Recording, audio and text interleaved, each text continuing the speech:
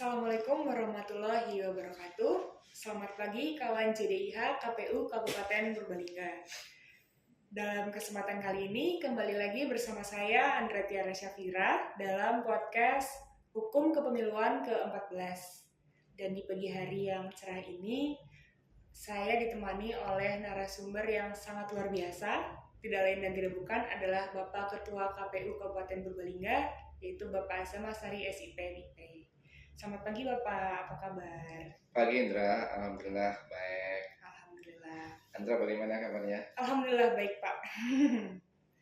Ya kawan JDIH, seperti yang kita ketahui bersama, di tanggal 27 November tahun 2024 besok, KPU akan menyelenggarakan pemungutan suara untuk memilih kepala daerah, provinsi, dan kabupaten yang dilaksanakan seluruh Indonesia. Pak Azam, sampai hari ini nih, KPU Kabupaten Purbalingga itu sudah melalui tahap apa aja Pak untuk menuju pemilu serentak, pilkada serentak besok Pak? Ya, jadi pilkada kan kita laksanakan tanggal 27 ya, Iya. 27 November 2024. Iya betul. Nah insya Allah sama nanti harinya hari Rabu, dan KPU tentu telah menyiapkan banyak hal untuk menuju ke sana. Salah satunya adalah pada tanggal 27 Februari kemarin, itu kami sudah membuat pengumuman terkait dengan pendaftaran pemantau pemilihan. Jadi itu nanti pemantau pemilihan di KPU ya.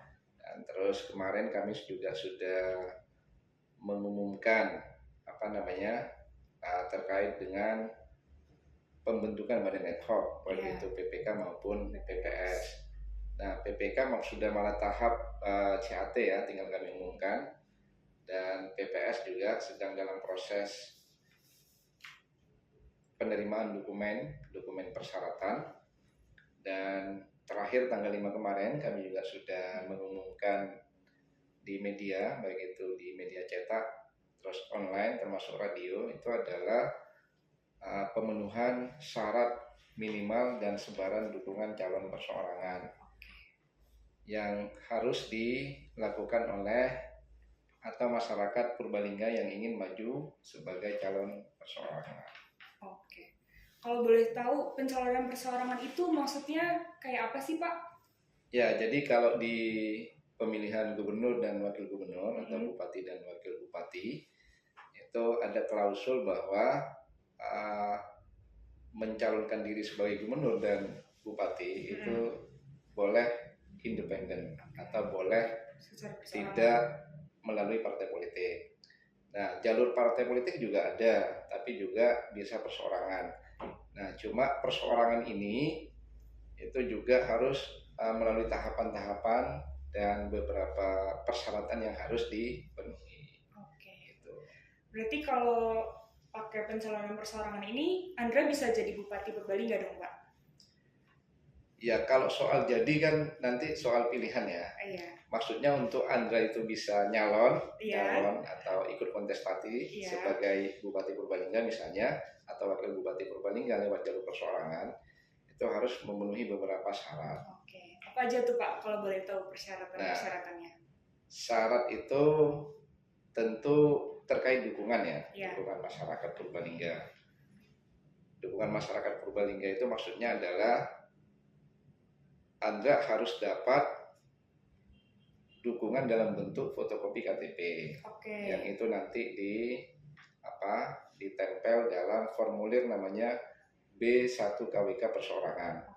Nanti setiap formulir B1 KWK perseorangan itu harus ditempel KTP. Misalnya gini, saya ini dukung Andra misalnya, maka saya KTP saya difotokopi, terus nanti diisi di lembar B1 KWK itu nama, alamat, tanggal lahir dan seterusnya. Nanti saya teken di situ, entah tanda tangan ataupun dalam bentuk cap jempol.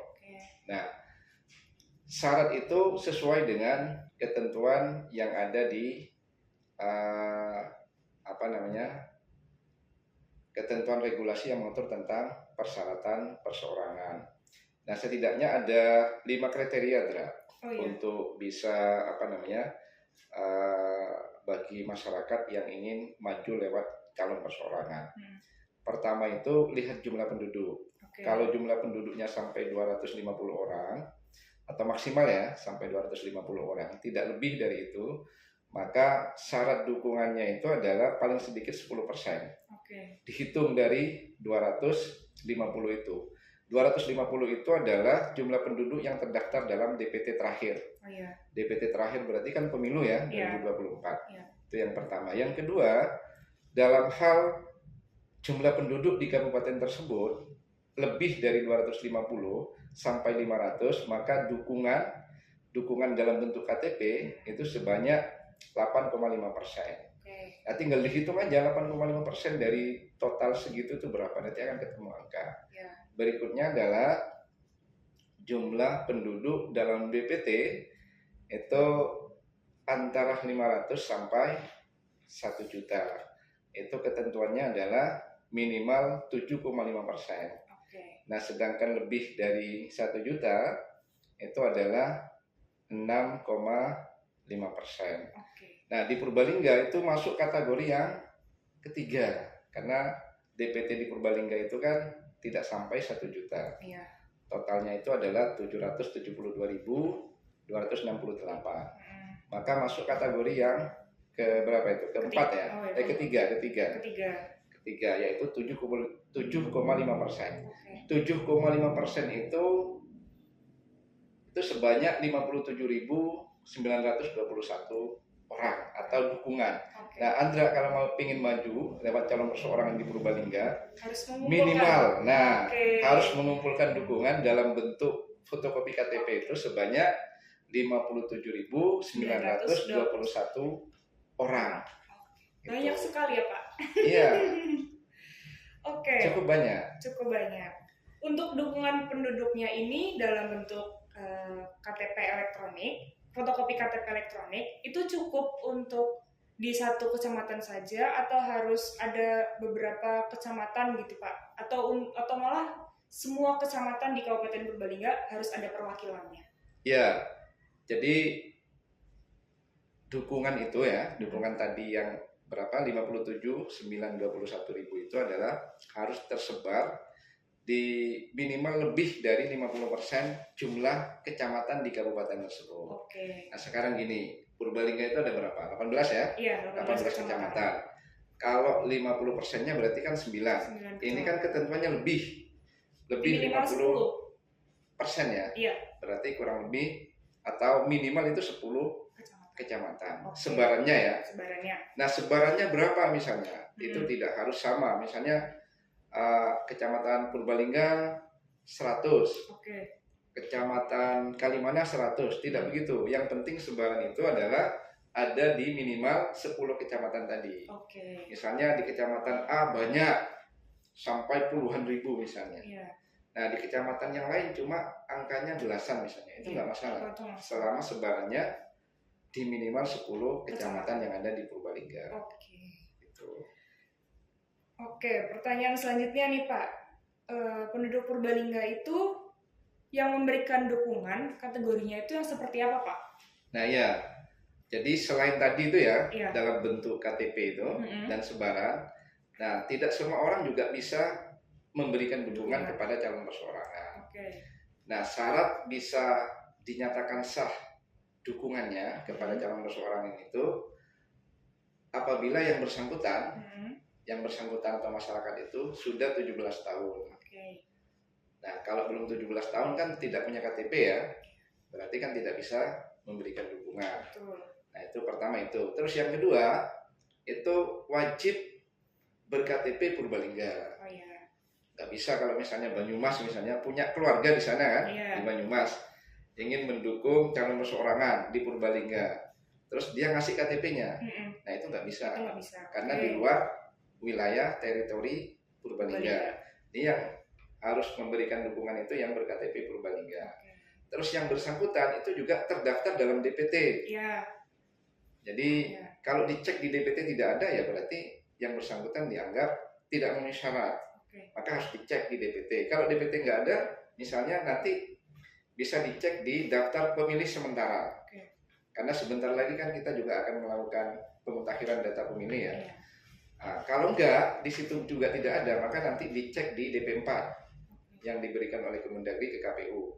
Nanti dicek, kalau ada berarti dukungannya memenuhi syarat. Gitu. Jadi tidak semua orang. Kalau misalnya KTP non Purbalingga ya dianggap gagal, atau mungkin nanti tidak memenuhi syarat.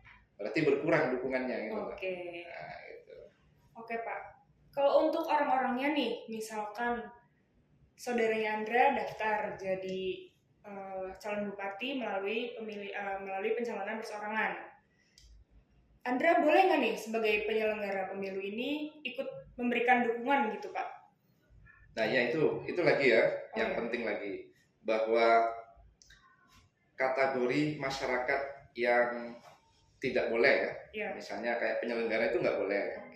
Nah, kayak saya ini ya sebagai penyelenggara itu tidak boleh memberikan dukungan kepada calon perseorangan karena penyelenggara wajib netral.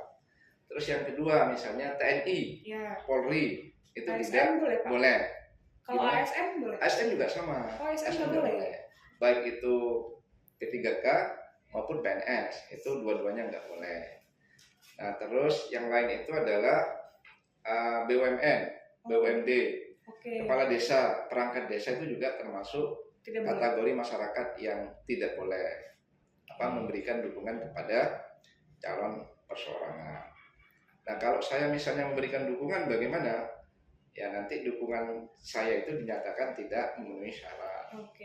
Ya, dan saya juga menjadi bagian yang kemudian dicap tidak netral, karena penyelenggara kan wajib netral ya. Betul. Jadi gitu. Oke Pak. Mulai kapan nih Pak bakal calon perseorangan ini bisa mendaftarkan diri atau bisa menyerahkan dukungannya ke KPU? Ya, jadi sesuai dengan pengumuman kemarin kami ya di di media bahwa penyerahan dukungan syarat calon perseorangan dan sebarannya itu mulai tanggal 5 ya, bulan ini, bulan Mei sampai nanti Agustus. Nah, itu sudah mulai men-input. Jadi gini, prosesnya itu mulai tanggal 5 kemarin itu prosesnya adalah bakal calon perseorangan itu menginput ke Silon. Jadi diinput semua dukungannya, nanti di Silon, dicek di Silon. Nah, setelah nanti diinput semua di Silon, nanti direkap per kecamatan.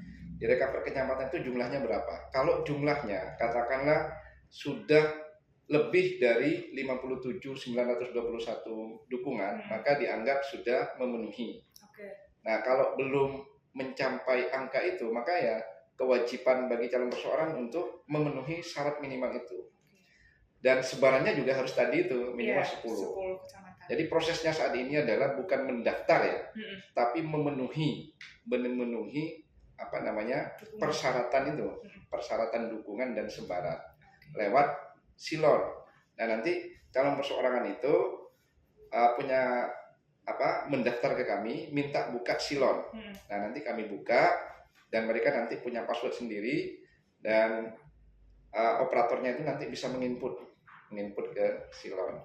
Jadi nanti semua dukungannya itu tidak dalam bentuk fisik ya, tapi sudah dalam bentuk digital. Di aplikasi gitu ya? Aplikasi ya. Kemudian dukungan yang disampaikan ke KPU itu oleh KPU dilakukan proses verifikasi atau seperti apa Pak? Ya nanti setelah dinyatakan sudah memenuhi syarat minimal dukungan dan sebaran itu, maka nanti oleh KPU dilakukan verifikasi administrasi. Verifikasi administrasi itu setidaknya itu ingin membuktikan bahwa apa yang diinput di Silon tadi itu antara nama dengan KTP itu sama. Misalnya namanya Andra, KTP-nya Andra. Jangan sampai namanya Andra, KTP-nya misalnya Zanzan misalnya. Nah itu berarti kan salah input, tidak sesuai. Maka itu yang kategori tidak memenuhi syarat. Nah nanti dicek lagi, nick-nya sama misalnya, berarti ganda. Setelah dicek, nick-nya sama, KTP-nya nick-nya sama, tanggal lahirnya sama, terus alamatnya sama. Nah maka potensi yang demikian itu adalah potensi sebagai dukungan ganda. Kalau dukungan ganda nanti, benar kalau dukungan ganda, misalnya Andra tercatat 2 kali atau lebih dari 2 kali, maka nanti satu dinyatakan memenuhi syarat, yang lain tidak memenuhi syarat. Nah, sama juga ketika misalnya nama beda, nicknya sama, nanti perlu dicek ini. Nah, ini benar satu orang apa enggak? Nah, situasi begini kan kadang-kadang potensinya ada. Nah, terus misalnya di Silon ternyata alamatnya misalnya Bukateja, tapi ternyata KTP-nya Kemangkon misalnya. Nah, itu juga menjadi bagian yang dianggap tidak memenuhi syarat karena tidak sesuai antara yang di-input di B1 itu KWK perseorangan sama dengan KTP. Nah, itu nanti dicek. Itu salah satu kenapa butuh verifikasi administrasi. Kalau sudah benar semua, nanti setelah dicek verifikasi administrasinya, ini masih memenuhi syarat minimal apa enggak? Oh, ternyata setelah TMS itu yang banyak TMS-nya, sehingga setelah dihitung tidak sampai 57.921, maka itu dianggap tidak memenuhi syarat. Jadi pada saat dilakukan verifikasi administrasi, dukungan calon perseorangan itu harus pada batas minimal persyaratan tadi itu, termasuk sebarannya. Baru setelah itu nanti dilakukan proses-proses berikutnya. Kalau ternyata nih Pak, setelah dilakukan proses-proses verifikasi itu ternyata kurang dari jumlah minimumnya, terus apa nih Pak yang dilakukan oleh KPU dan si bakal calon bupati atau wakil bupati ini Pak? Apakah dia bisa melakukan pencarian dukungan lagi atau gimana Pak? Kalau tidak mencapai angka itu setelah dilakukan verifikasi administrasi, maka yang bersangkutan dinyatakan tidak memenuhi syarat. Gitu. Tapi nanti kalau misalnya setelah dilakukan verifikasi administrasi, yang bersangkutan misalnya syarat dukungannya terpenuhi, minimal dukungan dan sebarang, maka nanti dilanjutkan pada tahap namanya verifikasi faktual. Verifikasi faktual itu adalah verifikasi di mana verifikator itu langsung menemui calon-calon pendukung itu yang didaftarkan ke Silon. Nah, nanti misalnya gini, Andra misalnya kecamatan Purbalingga, desa Wirasana misalnya, alamatnya di situ. Nanti kami ke sana, petugas kami ke sana mengecek apakah benar Andra memberikan dukungan. Jadi ke sana itu hanya ingin melakukan verifikasi faktual. Setidaknya pertanyaannya sederhana, Mbak Andra atau Bu Andra, apakah benar Bu Andra atau Mbak Andra itu memberikan dukungan kepada calon perseorangan atas nama ini? Iya misalnya, berarti dukungannya dinyatakan memenuhi syarat. Kalau Andra misalnya bilang tidak, maka dukungannya tidak memenuhi syarat. Maka berkurang lagi kan? Iya. Nah, berkurang lagi dan seterusnya itu. Nah, metode verifikasi faktual itu setidaknya ada 3 ya. Pertama itu ditemui atau dikumpulkan. Nah, nanti dikumpulkan di mana tinggal disepakati saja. Ditemui di alamat sesuai dengan KTP atau di tempat dia bekerja boleh atau dikumpulkan. Kalau hal itu tidak bisa dilakukan, itu juga bisa menggunakan sarana teknologi yang sudah ada, misalnya pakai video call ya. Oh, dia ternyata pada saat kami lakukan verifikasi ada di Jakarta, ada di Surabaya misalnya, atau di luar kota lah. Nah, maka nanti bisa menggunakan video call. Nah, sama pertanyaannya, apakah benar Anda mendukung bakal calon perseorangan atas nama si A misalnya? Kalau iya berarti memenuhi syarat, kalau tidak berarti tidak memenuhi syarat. Nah, verifikasi terakhir itu draft itu pakai namanya rekaman video. Karena misalnya video call nggak bisa, maka dia pakai ngerekam sendiri gitu, ngerekam sendiri bahwa saya atas nama si A benar memberikan dukungan ke bakal calon perseorangan atas nama si B misalnya. Gitu. Nah, itu nanti dikirim ke kami, dan kalau itu benar ada pernyataan demikian, itu maka yang bersangkutan dinyatakan memenuhi syarat. Oke Pak, untuk proses verifikasi ini apakah semua sampel itu harus diverifikasi ataukah memang hanya beberapa saja yang diverifikasi Pak? Maksudnya dukungan ya? Iya, dukungan. Ya. Dukungan itu dilakukan verifikasi faktual semua. Jadi sebanyak 57.921 itu dilakukan verifikasi faktual semua. Dan insya Allah nanti kami mampu melakukan itu karena kami nanti dibantu oleh PPK dan BPS. Nah kan sebentar lagi tanggal 16 kan PPK akan dilantik. Dan tanggal 26 PPS juga akan dilantik. Jadi mereka insya Allah siap untuk melakukan tugas-tugas yang akan diberikan oleh kami. Salah satunya adalah melakukan verifikasi faktual terhadap dukungan calon perseorangan tadi itu. Oke, begitu kawan JDIH. Siapa yang mau daftar jadi bupati? Boleh dong nanti datang ke KPU Kabupaten Purbalingga atau bisa lihat persyaratan-persyaratan lengkapnya di web KPU Kabupaten Purbalingga. Dan Bapak, terima kasih sudah berkenan hadir dalam podcast ini. Semoga Bapak sehat selalu dan insya Allah bisa menjadi narasumber lagi di podcast Hukum Kepemiluan ini. Baik, terima kasih Indra. Terima kasih juga waktunya bisa mendatangkan kami di podcast JDIH ya. Iya Pak. Mudah-mudahan ini bermanfaat dan tentu kami sebagai KPU siap untuk menerima dan melayani bagi masyarakat Purbalingga ingin menjadi bupati dan wakil bupati Purbalingga lewat jalur perseorangan. Syarat minimal jangan lupa usia minimal itu 25 tahun. Kalau misalnya belum usia segitu berarti belum bisa mendaftar walaupun punya dukungan yang tadi itu. Oke Pak, terima kasih.